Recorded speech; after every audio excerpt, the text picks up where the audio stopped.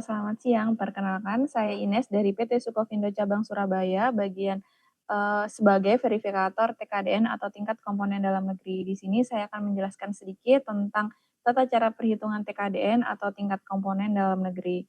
Sebelum kita melanjut ke tata cara perhitungan TKDN, saya akan menjelaskan kenapa harus ada yang namanya TKDN, yaitu ke latar belakang TKDN. Yang pertama yaitu meningkatkan penggunaan produksi dalam negeri, meningkatkan kesempatan kerja, penghematan devisa negara, meningkatkan utilitas nasional, dan mengurangi ketergantungan terhadap produk luar negeri melalui pengoptimalan dengan belanja pemerintah.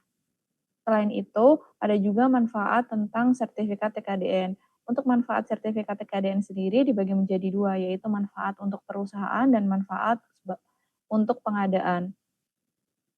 Nah, yang pertama, manfaat bagi pengadaan yaitu sebagai alat dalam penentuan pemenang atau evaluasi harga atau HEA. Yang kedua, yaitu mengetahui secara pasti produk hasil produksi dalam negeri yang akan digunakan. Yang ketiga, yaitu mengurangi ketergantungan terhadap produk luar negeri. Dan yang terakhir, yaitu menumbuhkan kepercayaan masyarakat terhadap produk hasil produksi dalam negeri. Adapun manfaat bagi perusahaan yang pertama yaitu sebagai salah satu syarat dalam tender pengadaan barang atau jasa dalam pemerintahan, yang kedua yaitu mendapatkan preferensi harga dalam tender pengadaan barang atau jasa pemerintahan, dan bisa juga digunakan sebagai marketing tools atau alat marketing untuk menawarkan produk perusahaan kepada perusahaan lain yang sedang mengikuti tender pemerintah.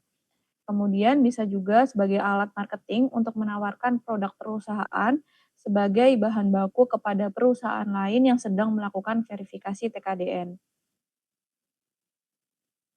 Nah, bisa dilihat ada pun beberapa kebijakan P3DN. Yang pertama yaitu UU 3 2014 tentang perindustrian, PP 29 tahun 2018 tentang pemberdayaan industri, dan Perpres 16 2018 tentang pengadaan barang atau jasa pemerintah.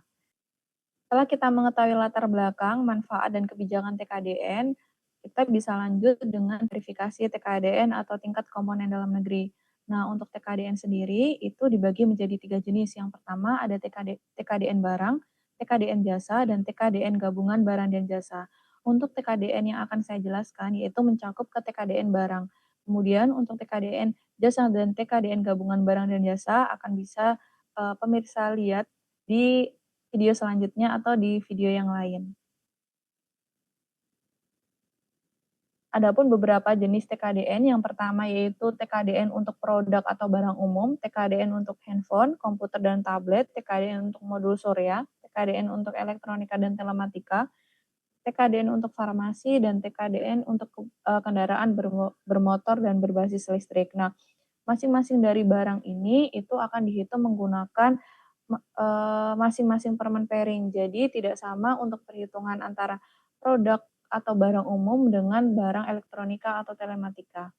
Jadi apabila produk perusahaan itu merupakan produk atau barang umum, nanti dari kami para verifikator akan menghitung menggunakan Permen Pari nomor 16 tahun 2011. Kemudian apabila perusahaan farmasi, dari kami sebagai verifikator TKDN juga akan menjelaskan atau menghitung dengan Permen Pari nomor 16 tahun 2020. Jadi masing-masing dari produk jadi akan dihitung dari menggunakan self assessment atau verifikasi yang berbeda, tergantung dari produk yang akan diajukan oleh perusahaan.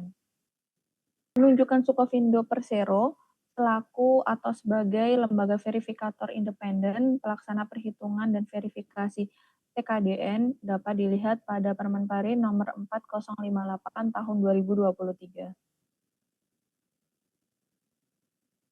Adapun syarat produk dan perusahaan yang dapat diverifikasi. Yang pertama yaitu dapat dilihat dari bahan baku dan tenaga kerja. Dari bahan baku dan tenaga kerja bisa dilihat atau bisa dari dalam negeri maupun dari luar negeri. Kemudian dari bahan baku tersebut dilihat juga apakah ada perubahan sifat, wujud, dan fungsinya. Karena apabila dari produk tersebut tidak ada perubahan sifat, wujud, atau fungsi, maka dari para verifikator juga tidak dapat memverifikasi produk tersebut, karena syarat produk dari yang dapat diverifikasi yaitu produk yang dapat berubah sifat, wujud, dan fungsinya. sehingga apabila menjadi produk jadi, memiliki nilai ekonomi yang lebih tinggi. Kemudian untuk syarat perusahaannya ada 3 yaitu berinvestasi di Indonesia, berlokasi di Indonesia, dan memproduksi di Indonesia. Jadi apabila ada salah satu perusahaan yang dia hanya repackaging saja dari produk sebelumnya, maka, produk tersebut belum bisa melakukan verifikasi TKDN. Berikut dasar penilaian TKDN. Jadi untuk penilaian TKDN sendiri itu dibagi menjadi 3, yaitu yang pertama dari bahan baku, dilihat dari asal barangnya, apakah asal barang bahan baku tersebut dari Indonesia atau dari luar negeri. Kemudian yang kedua yaitu dari tenaga kerja. Nah, tenaga kerja ini dilihat dari kewarganegaraannya, dibuktikan dengan KTP dari tenaga kerja tersebut. Kemudian yang terakhir yaitu factory overhead atau kepemilikan dari factory overhead tersebut. Untuk perhitungan TKDN sendiri itu merupakan biaya dalam negeri dibagi dengan total biaya produksi dikali dengan 100%.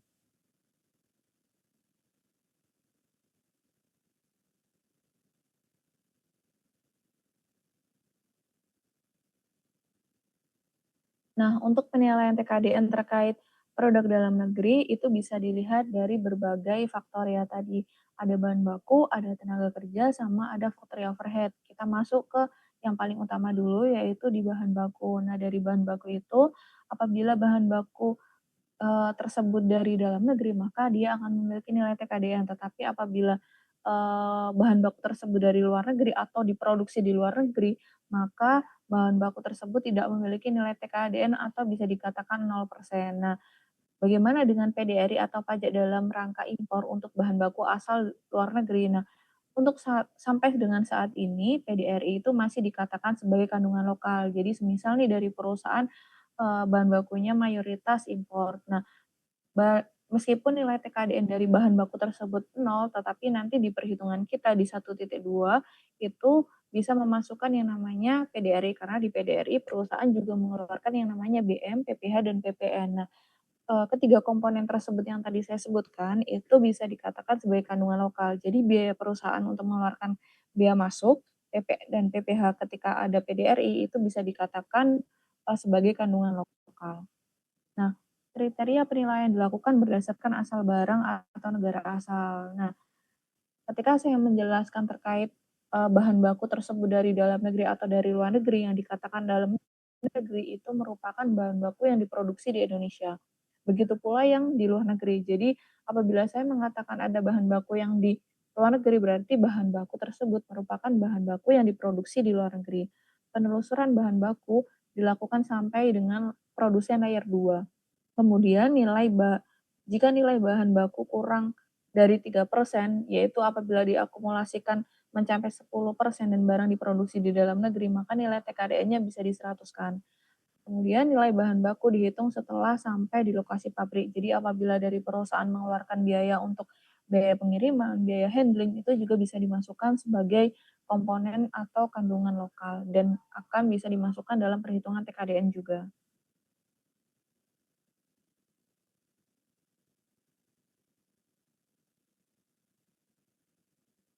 Nah, ini merupakan komponen penilaian dari TKDN terkait bahan baku, yaitu harga yang kita masukkan dalam perhitungan form 1.1 ialah harga beli bahan baku langsung yang dipakai. Seperti ini kita mencontohkan apabila perusahaan semen ya, berarti bahan bakunya ada semen, mohon maaf, ini yang saya maksudkan itu semisal dari perusahaan precast atau kalau semisal bahan bakunya itu dari semen, PC wire, pasir itu bisa dikatakan sebagai bahan langsung yang langsung dipakai perusahaan tersebut. Kemudian ada juga bahan pendukung yaitu oil dan gas. Nah, bahan pendukung ini nanti akan dimasukkan yang namanya biaya consumable, sedangkan untuk, bahan langsung ini nanti akan dimasukkan ke biaya, bahan langsungnya. Kemudian ada pun biaya jasa terkait pengadaan bahan baku, jadi semisal dari perusahaan mengeluarkan ada biaya masuk, PDRI, biaya pengiriman, biaya asuransi, biaya bongkar muat, itu juga bisa dimasukkan dalam perhitungan nilai TKDN. Asal dilengkapi dengan evidence yang harus dilengkapi oleh perusahaan. Kemudian untuk komponen penilaian tenaga kerja itu bisa dilihat dari kewarganegaraannya. Nah, Untuk tenaga kerja ini dapat dilihat kewarganegaraannya, dari Indonesia atau dari asing. Apabila dari Indonesia langsung bisa dikatakan 100% atau WNI. Kemudian, bisakah orang Indonesia yang bekerja untuk PMA atau perusahaan asing dikatakan memiliki kandungan lokal? Ya, itu bisa dikatakan memiliki kandungan lokal karena mereka mempekerjakan warga negara Indonesia. Namun, bagaimana dengan pajak penghasilan dan visa pekerja asing yang bekerja di Indonesia? Nah, apabila ada perusahaan yang mempekerjakan WNA, itu kan mereka menghasilkan yang namanya, mereka kan dipotong dengan yang namanya pajak penghasilan dan visa kerja asing. Nah, itu bisa dikatakan sebagai kandungan lokal dan akan masuk dalam perhitungan TKDN juga. Nah, untuk komponen penilaian tenaga kerja, itu ada upah tenaga kerja yang terkait langsung dengan pembuatan produk. Misal nih, kalau di perhitungan kita sendiri itu ada tenaga kerja langsung dan tenaga kerja tidak langsung. Nah, untuk tenaga kerja langsung itu, tenaga kerja yang, berkaitan langsung dengan pembuatan produk. Misal kalau, secara lapangan atau secara real kita mengatakannya operator mixing, operator mesin-mesin yang digunakan perusahaan ketika memproses, suatu produk. Contohnya ada foreman, operator, helper, dan QC inspektor.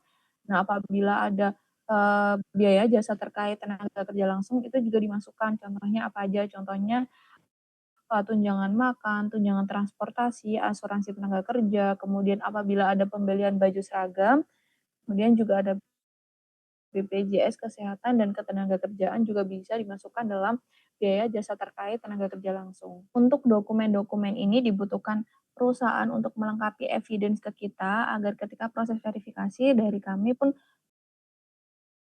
Jadi untuk proses verifikasi TKDN itu wajib dilengkapi dengan beberapa evidence yang untuk mendukung data yang disampaikan oleh perusahaan, karena kita verifikasinya by data yang diberikan oleh perusahaan. Misal nih di bagian tenaga kerja, dokumen pendukungnya harus ada KTP atau transport tenaga kerja yang terlibat.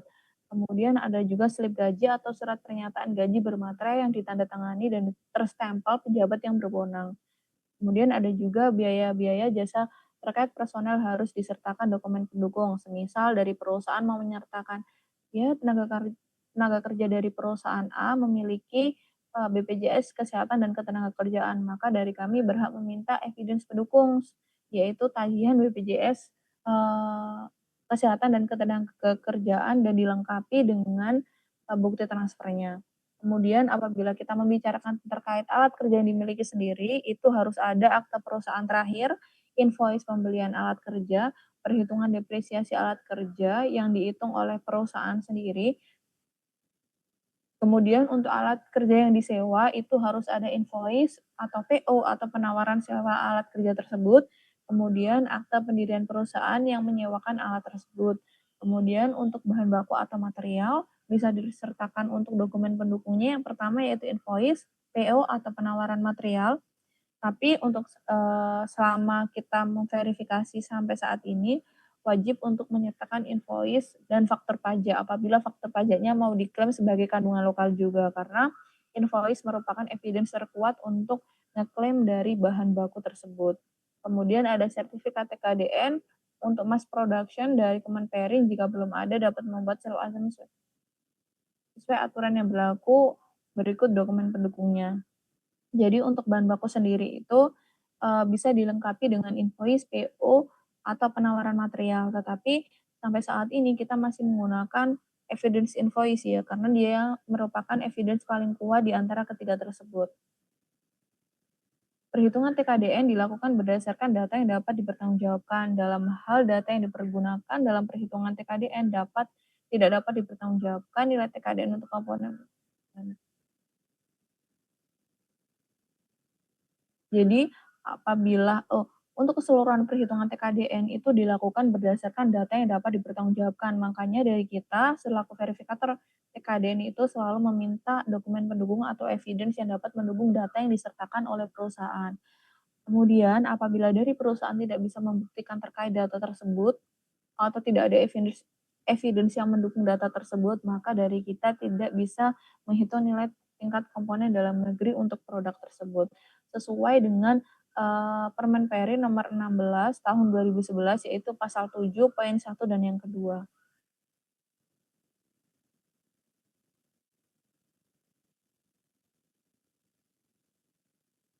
Nah, adapun kriteria penilaian alat kerja. Untuk alat kerja sendiri dapat dilihat pada diagram yang saya tampilkan.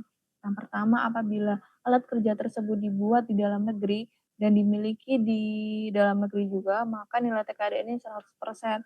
Tetapi apabila alat kerja tersebut dimiliki dalam negeri dan dibuatnya di luar negeri, maka nilai TKDN-nya akan 75%. Dan apabila dibuatnya di dalam negeri, kemudian dimilikinya ada sahamnya ya, semisal saham di akte perubahannya saham A dan saham B, atau saham asing dan saham dalam negeri, itu perhitungannya 75% ditambah dalam kurung 25% dikali persen saham dalam negeri. Kemudian apabila dibuatnya di luar negeri dan dimilikinya di dalam negeri, maka nilai TKDN-nya 75%. Dan apabila dibuatnya di luar negeri dan dimilikinya di luar negeri juga, maka nilai TKDN-nya akan 0%. Dan apabila dibuat di luar negeri dan dimilikinya ada saham yang terbagi antara dalam negeri dan di luar negeri, maka persen saham dalam negeri maksimalnya hanya 75%. Adapun kriteria penilaian factory overhead, yaitu material habis pakai atau consumable, biasanya ada gas, solar, pelumas. Nah, itu bisa dikatakan sebagai factory overhead. Kemudian upah tenaga kerja tidak langsung. Tadi saya sudah menjelaskan bahwa perhitungan di verifikasi kita itu ada yang namanya tenaga kerja langsung dan tenaga kerja tidak langsung. Nah, untuk tenaga kerja langsungnya itu masuk ke perhitungan tenaga kerja. Kemudian untuk tenaga kerja tidak langsung itu masuk dalam factory overhead atau perhitungan factory overhead. Nah, untuk upah tenaga kerja tidak langsung ini merupakan 2 layer di atas operator. Jadi semisal nih dari perusahaan itu struktur organisasinya paling bawah merupakan operator produksi, kemudian di atasnya ada FPV, di atasnya lagi ada manajer produksi. Maka dikatakan bahwa tenaga kerja langsungnya merupakan operator produksi dan untuk tenaga kerja tidak langsungnya merupakan SPV produksi dan yang manajer produksi juga termasuk dalam tenaga kerja tidak langsung. Kemudian ada, untuk penilaian factory overhead juga ada biaya depresiasi atau biaya sewa pabrik, kemudian biaya depresiasi atau biaya sewa mesin, biaya perawatan, perbaikan, dan suku cadang, asuransi. Nah, asuransi yang dikatakan di sini merupakan asuransi untuk tenaga kerja tidak langsung. Bisa juga asuransi untuk gedung, mesin apabila gedung sama mesinnya masih milik asuransi. Kemudian lisensi dan paten untuk produk, kemudian telepon, biaya lainnya, dan listrik. Yang terakhir yaitu pajak penghasilan untuk tenaga kerja tidak langsung dan PBB atau pajak bumi dan bangunan. Nah, ini ada beberapa catatan untuk verifikasi. Yang pertama yaitu biaya produksi dihitung sampai di lokasi pengerjaan atau pabrik untuk produk barang yang bersangkutan. Yang kedua yaitu perhitungan TKDN barang ditelusuri sampai dengan barang tingkat 2 atau layer 2 yang dihasilkan produsen dalam negeri. Yang ketiga yaitu dalam hal data yang digunakan dalam perhitungan TKDN tidak dapat dipertanggungjawabkan, maka nilai TKDN untuk barang tersebut atau komponen tersebut dinilai nihil. Nah, apabila secara garis besar yang saya jelaskan tadi dapat dilihat bahwa objek penilaian TKDN sendiri itu merupakan biaya manufacturing dari bahan baku, tenaga kerja, sampai factory overhead. Jadi yang kita perhitungkan ialah HPP atau harga pokok produksi dari suatu perusahaan, yaitu memproduksi dari barang mentah atau bahan baku mentah sampai dengan produk jadi, di mana untuk memproduksi tersebut ada 3 komponen yaitu bahan baku, tenaga kerja, dan factory overhead.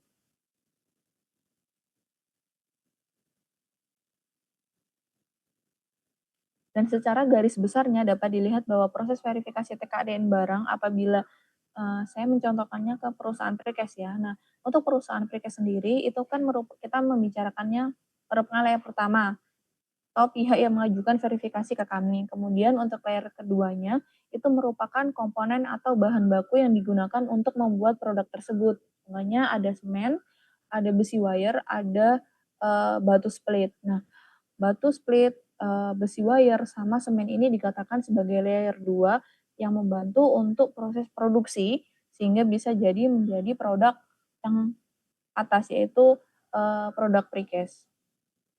Nah, ini merupakan salah satu contoh sertifikat dari TKDN barang. Jadi untuk tahun-tahun sebelumnya sertifikat TKDN itu masih tertanda tangan tertanda tangan manual dan tertanda tangan basah ya. Dan dari kementerian akan mengeluarkan yang namanya sertifikat berupa hard file. Tapi untuk saat ini dari Kemenperin itu mereka hanya mengeluarkan soft file di mana nanti tanda tangannya juga merupakan tanda tangan digital yang ada di pojok kiri bawah itu ada barcode di mana kalau di-scan akan muncul sertifikat yang seperti di sebelah kanan. Nah, catatan juga sertifikat TKDN barang ini ditanda sahkan oleh Kepala Pusat Peningkatan Penggunaan Produk Dalam Negeri atau biasa yang kita sebut adalah P3DN Kemenperin. Kemudian satu sertifikat TKDN hanya bisa mewakili satu jenis produk. Dan sertifikat TKDN barang berlaku selama 3 tahun. Jadi setelah 3 tahun dari perusahaan wajib melakukan yang namanya resertifikasi TKDN untuk barang tersebut. Untuk alur proses verifikasi TKDN, perusahaan dapat mengajukan 2 kali. Yang pertama yaitu langsung ke lembaga verifikator independen yang dipilih, dan yang kedua yaitu harus melalui Sinas. Di Sinas sendiri nanti dari perusahaan juga dapat memilih beberapa lembaga verifikator independen yang dapat mewakili untuk proses pengajuan TKDN. Setelah perusahaan melakukan pengajuan langsung ke lembaga verifikator independen, dari PT Sukovindo akan menunjuk verifikatornya yang menemani dari proses awal pengajuan sampai dengan penerbitan sertifikat. Setelah setelah itu akan ada yang namanya proses persiapan verifikasi. Setelah proses persiapan verifikasi selesai, akan ada yang namanya opening meeting. Nah, opening meeting ini akan dilakukan oleh kedua belah pihak antara perusahaan dan PT Sukovindo Persero. Di sini dari verifikator TKDN akan menjelaskan terkait beberapa perhitungan TKDN dan apa aja evidence atau dokumen yang diperlukan ketika proses verifikasi TKDN. Setelah itu dari perusahaan akan menyiapkan dokumen, dari kita akan memverifikasi dokumen yang sudah tersubmit oleh perusahaan. Setelah verifikasi dokumen sudah selesai, maka dari PT Sukovindo akan menjadwalkan untuk survei lapangan. Setelah survei lapangan dilakukan, perusahaan wajib melengkapi kekurangan dokumen dan informasi yang dibutuhkan seperti ID berkas yang ada di Sinas.